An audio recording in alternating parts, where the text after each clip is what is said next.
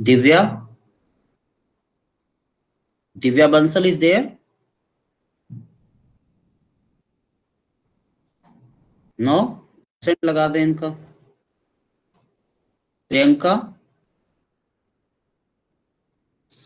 Harsh Rathi? Yes, sir. Yeah. Why you choose this subject? The same reason, sir. That's also, I'm interested in the yeah, yeah. corporate side of law. Oh my God, oh my God, oh my God. So, Being a commerce student in the past, okay, that's the okay. main reason. Yes, yes, good, good.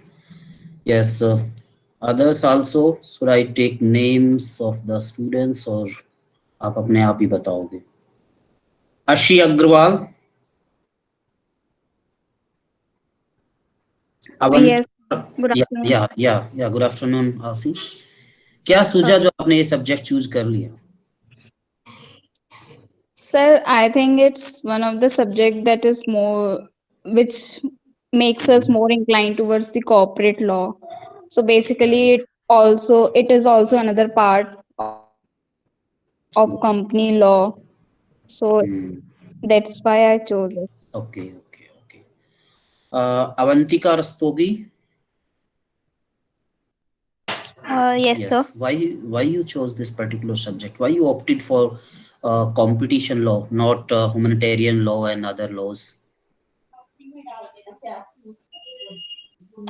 Sir, actually, I was a commerce student in the past, so and I also consulted a senior. He said IPR and competition makes a good Okay, combination as well, okay. Hmm. uh, and I'm kind of more inclined towards corporate laws. Right, right, right. So I think uh,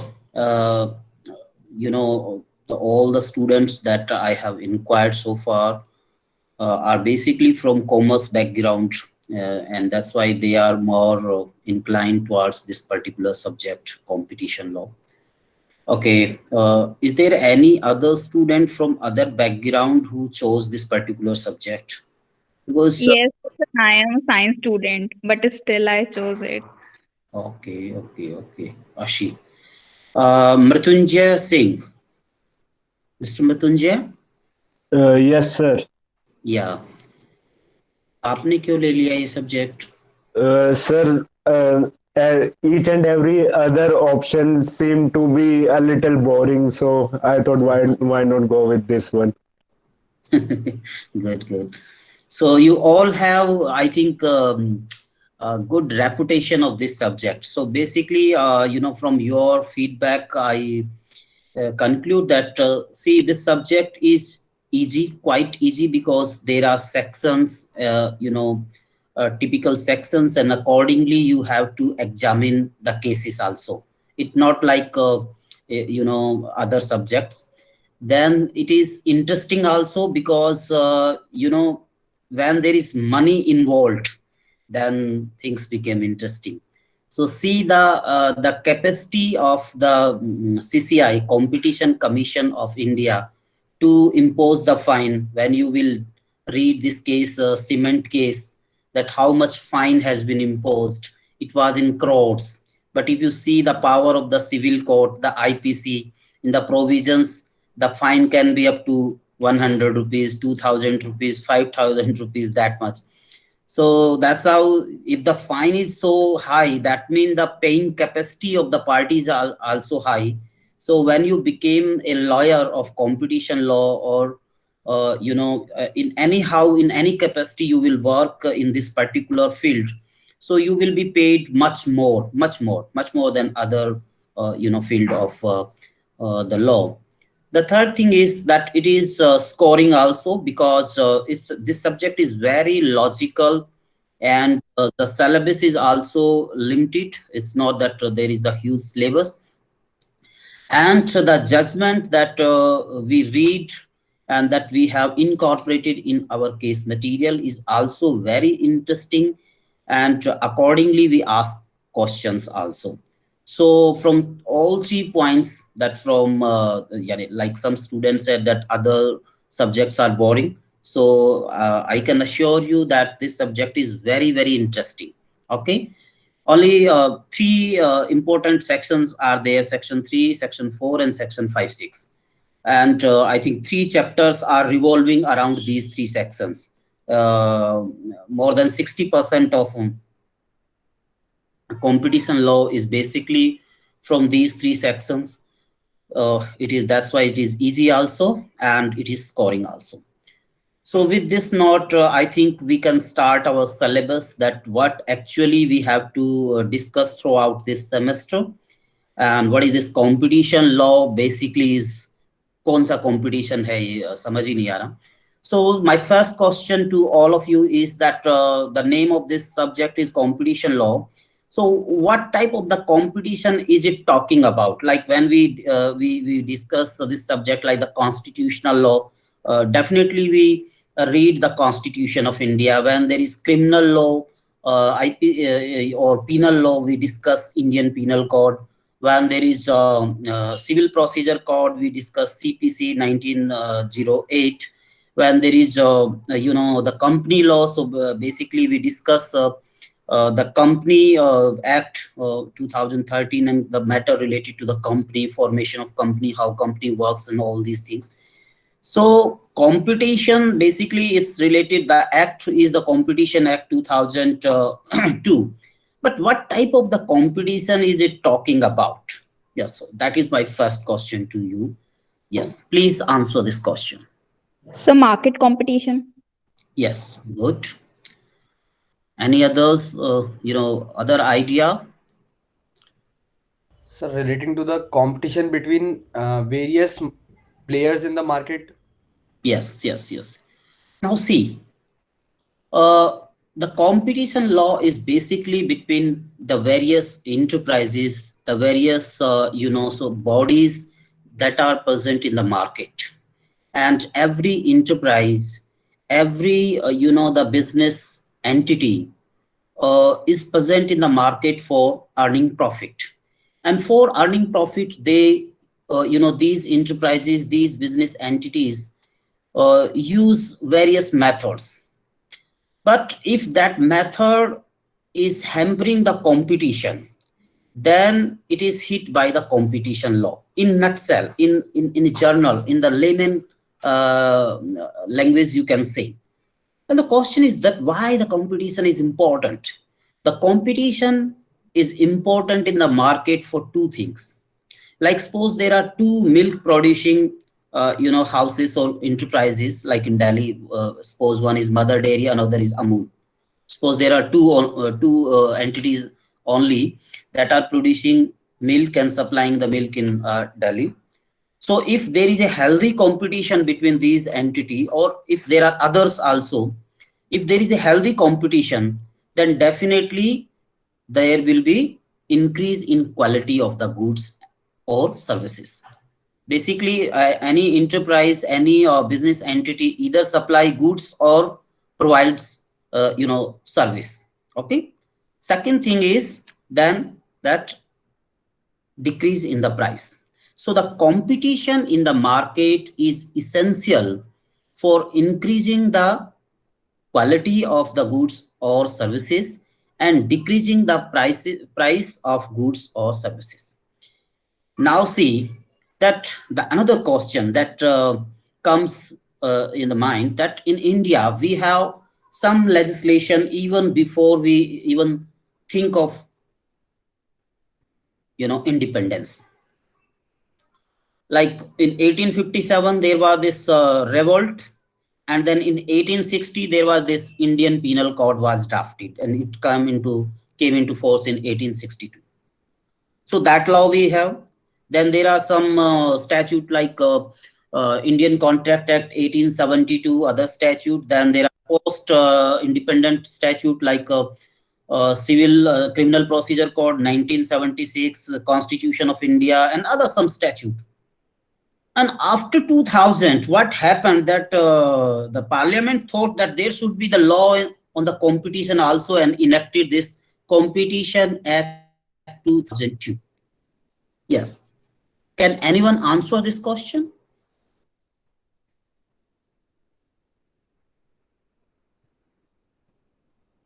Yes.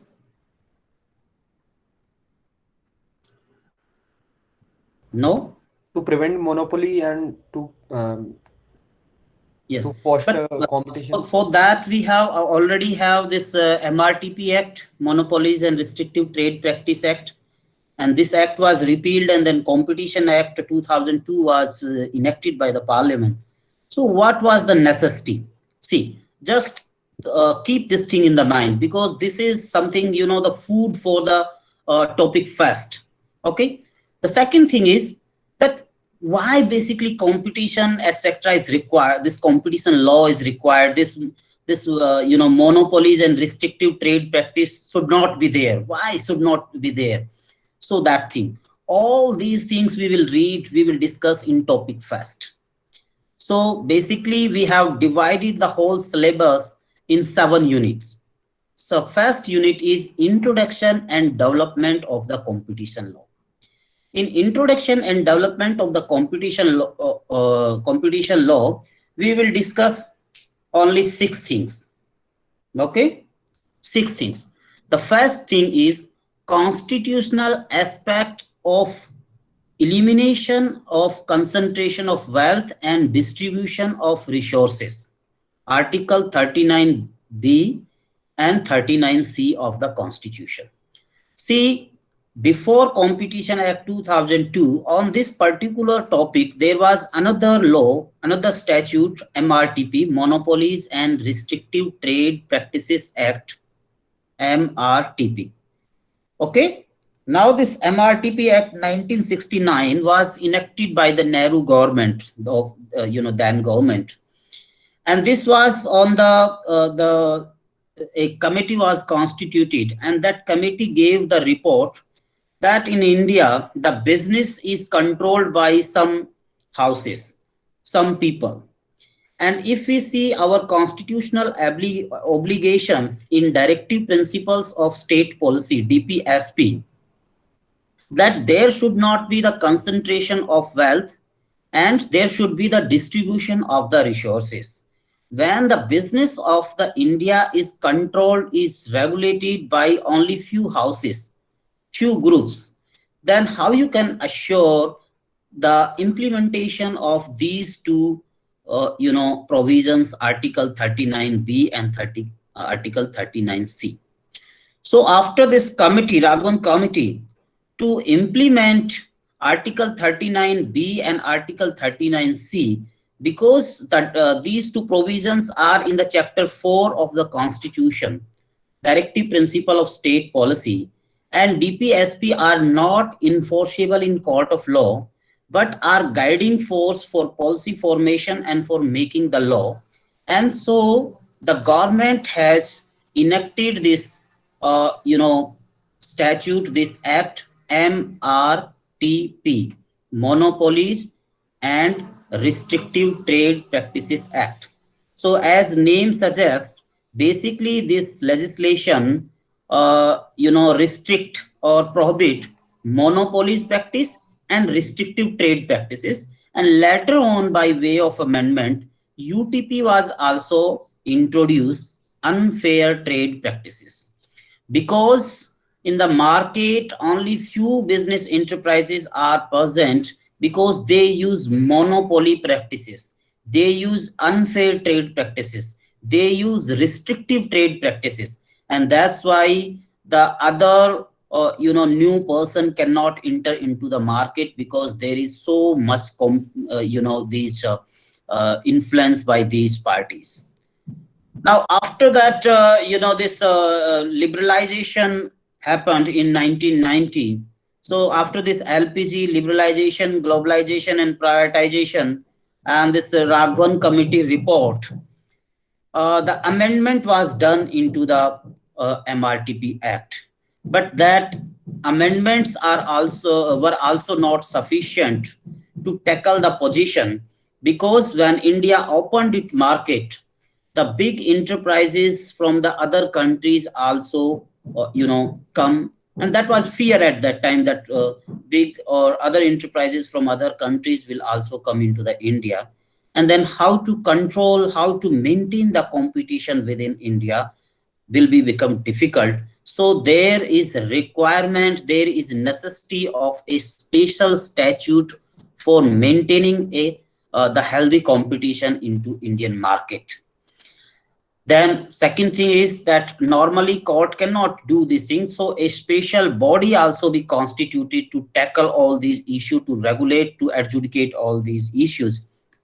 And for that, CCI was constituted under the Competition Act. In the Competition Act, there is a provision by which CCI, Competition Commission of India, was constituted.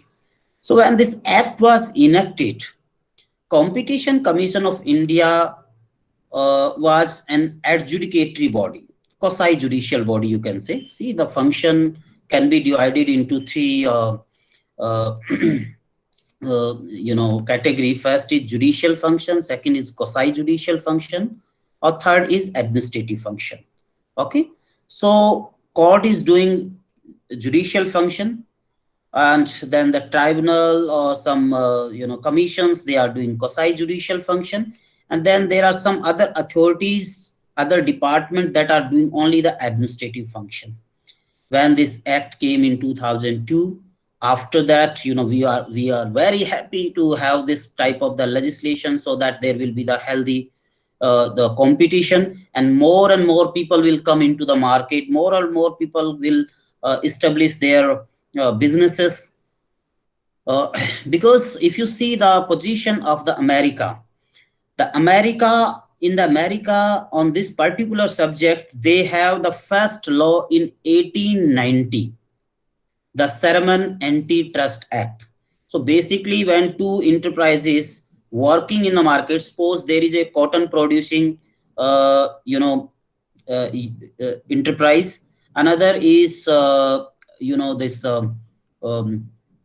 what do you say, this fabric enterprise, and there is an agreement between this cotton producing enterprise and this fabric enterprise, that only the cotton will supplied only to this particular fabric enterprise. Then other enterprise you cannot establish, because from where you will get the cotton.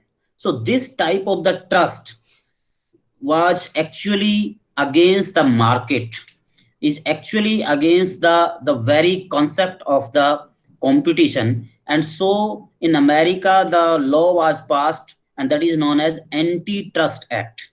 And the full name is the Sherman Antitrust Act 1890. Now what happened, that when this statute came into picture, the Competition Act 2002, the writ petition was filed. This is the typical nature in India. When you pass something new, there is writ petition. And in that writ petition, because I witnessed this National Judicial Commission, because how the judges in high courts and Supreme Court are appointed, and the procedure of appointment of judges in higher judiciary, Supreme Court and High Court, basically determine the independence of the judiciary. If the appointment is partial, appointment is biased, then you cannot expect the independence of the judiciary. So basically, if you read the provision, Article 124 of the Constitution, the power is with the president, and the president is act according to ad and advice of Council of Minister. And then in 1997 SP Gupta case, the position was changed, and then the second judge case, and in the third judge case, that there will be a collegium. In the collegium system also, there is problem that only the few houses, the judges are coming. And so National Judicial Appointment Commission was recommended, but then on the writ, the Supreme Court, held it unconstitutional. So similarly, when the Competition Act 2002 came into picture, a writ petition was filed, and in this writ petition, it was challenged that how the CCI can be adjudicatory body and the administrative body at same time. Then the appointment of the members in the adjudicatory body, that was also challenged, that in the appointment body there should be the representation of the highest court, that is the Supreme Court, because the CCI is adjudicatory body at that time. Then finally, the affidavit was filed by the government of India, and then the position changed that we will change, the Competition Act, and accordingly the Competition Act was amended, and CCI is now a regulatory body, and the appellate tribunal is basically, the adjudicatory body. Then that appellate tribunal member were also not filled, and finally it is the national company law, this NCLT, National Company Law Tribunal, that see the matter of this National Company Law Appellate Tribunal, that see the matter of this appeals from the Competition Commission of India. Now the case in which this particular issue raised was Brahmadatta versus Union of India, AIR 2005, Supreme Court 730. So generally one question is asked from this area. Another thing is the Competition Act and its development after coming into the force. So this Brahmadatta development, then the 2019 amendment or other amendment we will discuss under this thing. The next thing is the objective of the competition law. And the last thing is, the second last thing is difference between MRTP, the Monopolies and Restrictive Trade Practice Act 1969, and Competition Act. And the sixth is salient feature of the Act. There is another case, the CCI, Competition Commission of India versus SAIL, Steel Authority of India Limited, and another 2010 SCC 744. In this case, 6 question is basically referred that under section 26, if prima facie opinion is formed, so how that has to be dealt, whether the other party has to be invited or not. So that was decided. So in the topic first, basically we will discuss 6 things. First is the constitutional aspect of elimination of concentration of wealth and distribution of resources. Second is objective of competition law. Third is Competition Act 2002 and its development. Fourth is this Raghavan committee report. Fifth is difference between the MRTP and Competition Act. And sixth is the salient feature of the Act. 2 cases are provided in the case material. Both cases are important, and when the question is asked, definitely question will ask from these 2 cases. Now see, I am not sure that whether when your examination will happen, whether it will be online or offline, but but if it is online, if it will be online, then generally we ask question that have from the cases, from practical questions. From that point also, these 2 cases are very important. Okay, so please focus on these 2 cases and the various aspects of the competition law. So basically the outcome from this topic is that introduction of the competition law and how basically the competition law developed in India, and the statute, the salient feature, all these things we will discuss under this particular chapter. Okay, now can we move to the another topic? Yes, sir. Yeah. See, basically from this first topic, one full-fledged question you can expect if it is offline. If it is online, then also it depends. Maybe from this this particular topic, maybe the question comes, may not be the question is asked. It basically the choice of the examiner. The second topic is basically about various definitions that have been provided in Section 2 of the Competition Act. And this is quite different, because otherwise in no law you will have this particular topic only of definitions. If you remember your criminal law classes, it's not like that एक topic में hurt और murder की definition करेंगे और second में main provision करेंगे. But because of the decision of the committee, we concluded that yes, there can be one topic, because there are some important definitions, there are some important terms, there are some important you can say the terminology that use in various sections, and so it's important to discuss those terms, those sections.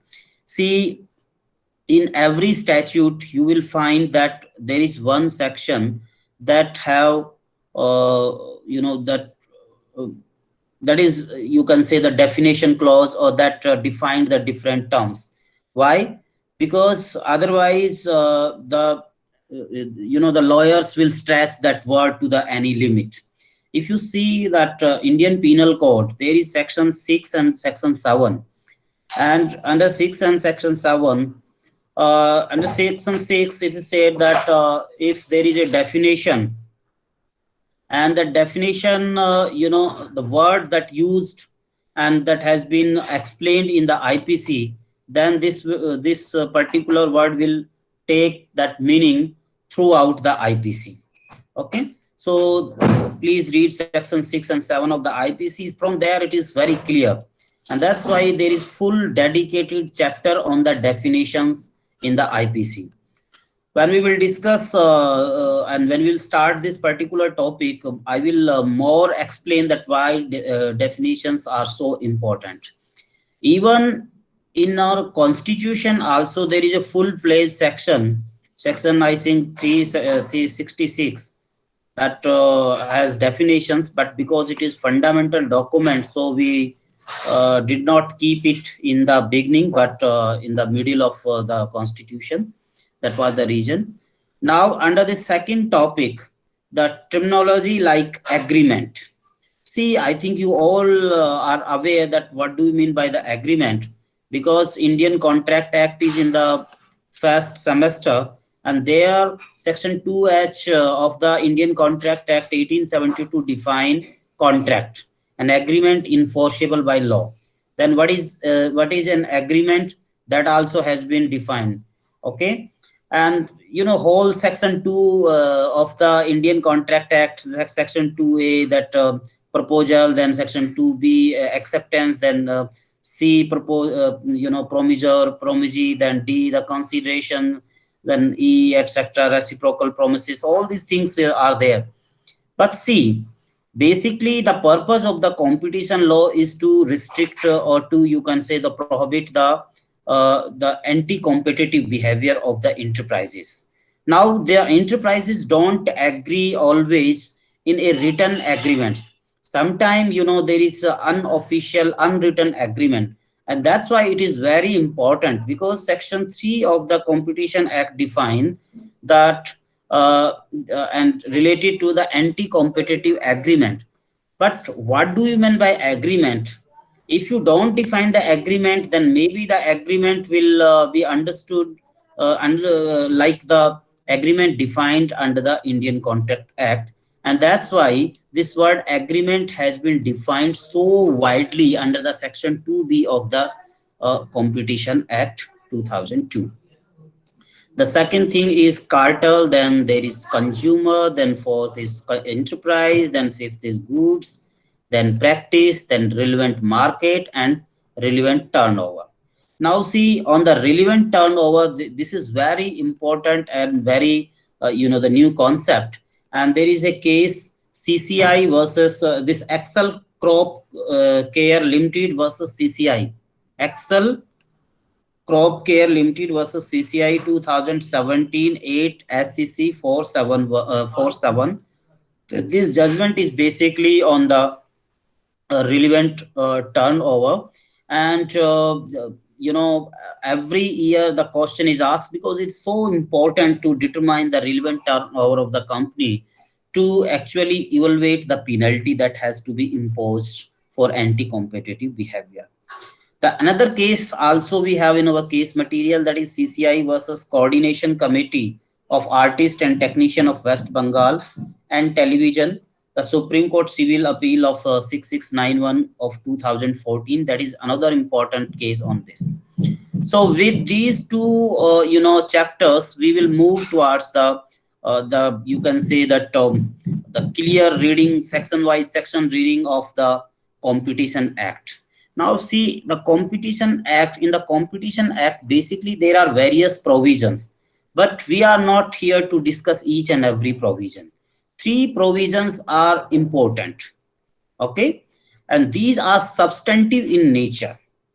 Substantive. There are very other provisions that you will see find that just in the nature of the procedural. See, the law can be divided into categories: substantive law and procedural law. Substantive law is basically that law that creates rights and liabilities, or you can say rights and duties, or rights or duties. Like there is section 302. Section 302 protects, gives rights of every citizen and impose the duties that life of a person cannot be or should not be taken, otherwise there is penalty. So with that eyes, with that perspective, you can see every provision.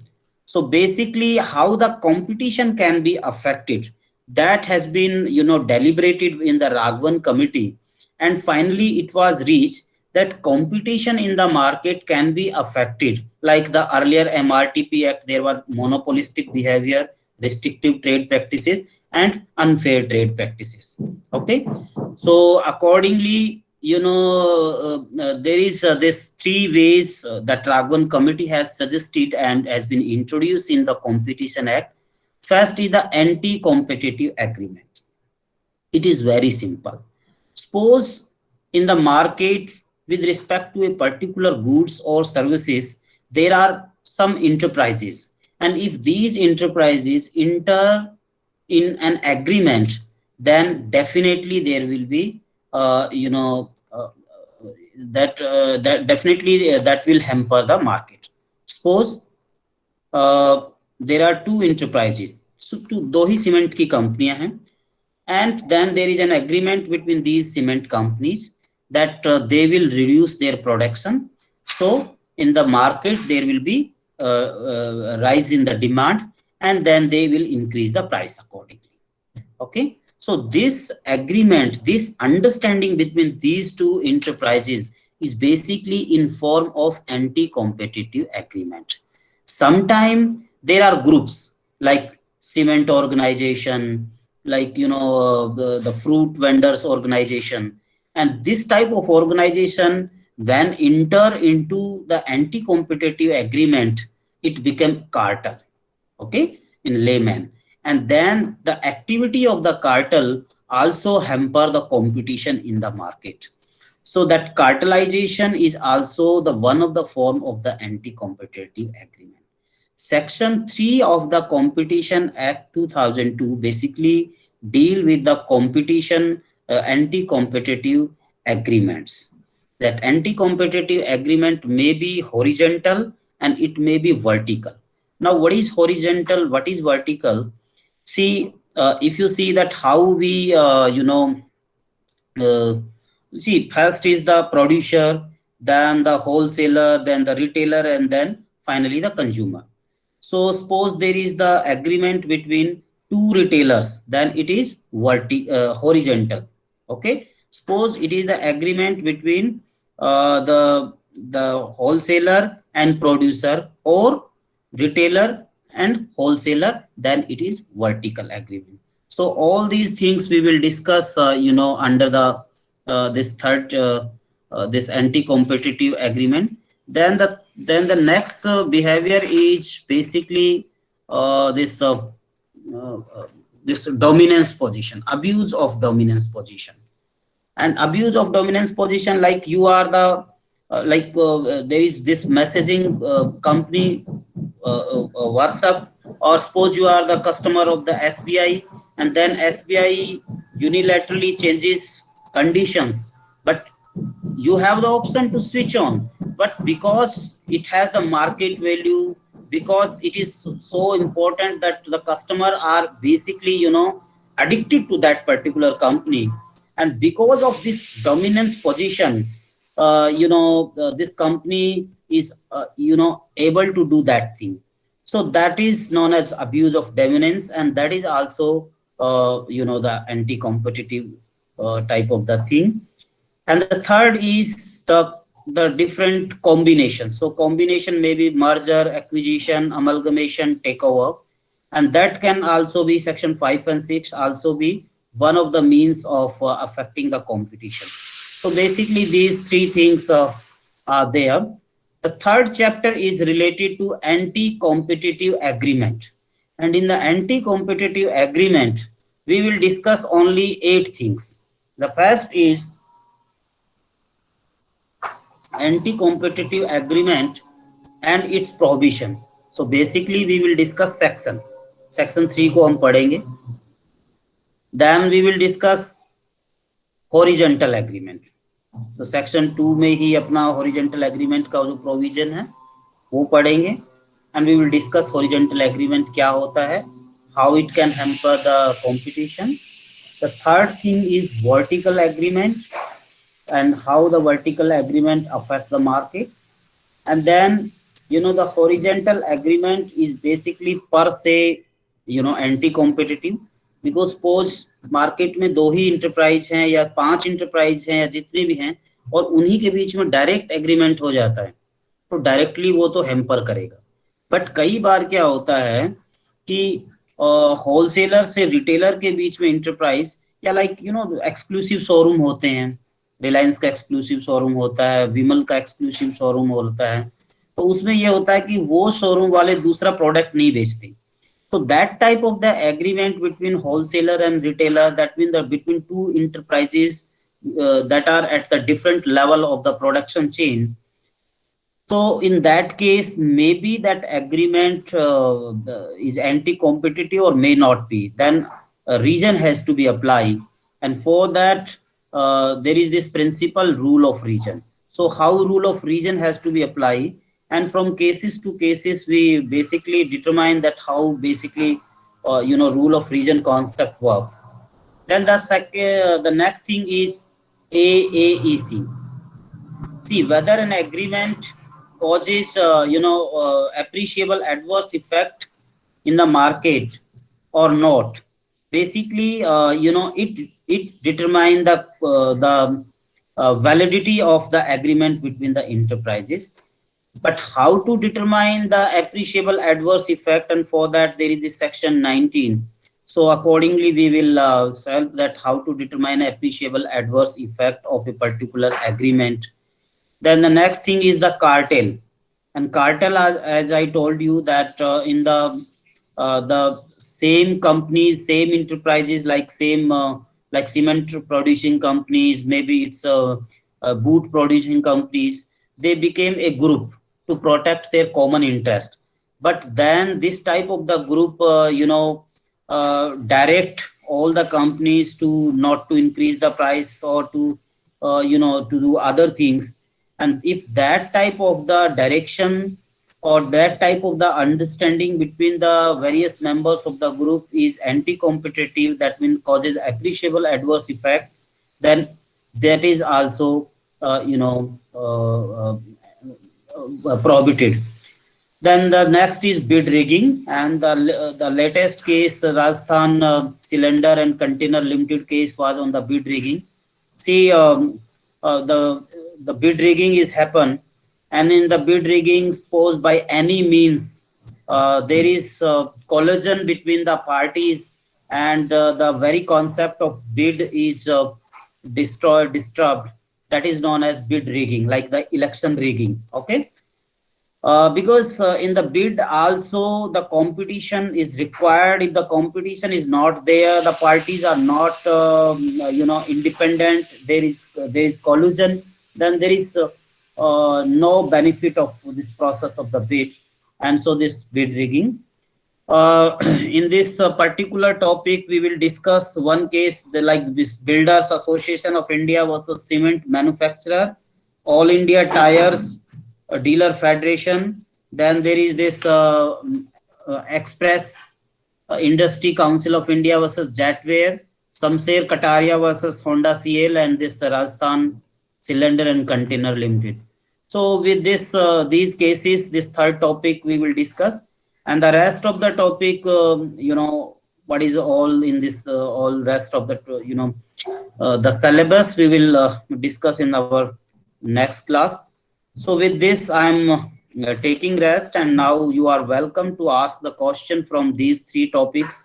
If you have any query that or any type of the question, or if you have not understand any particular area, any particular subtopic, you can ask your question. Yes, all are welcome.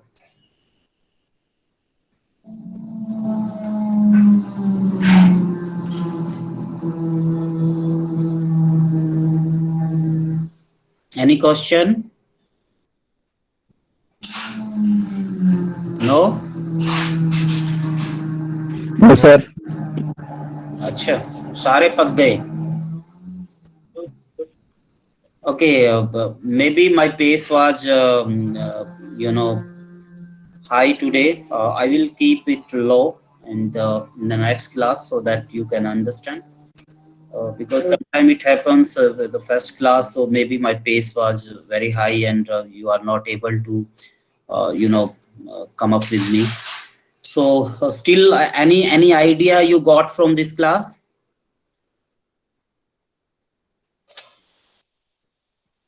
Nothing? Yes, sir. Yes, sir. Yes, sir. We got a brief idea that what we are going to study in this course. Okay, okay. So should I was fast, or it was okay? Sir, it was okay. Okay, good. So with this, today class is over, and in our next class we will discuss the rest of the topic from topic 4, 5, 6, 7. That what are the subtopics, what are the areas, what are the cases in these topics in our next class. With this, today class is over. Bye.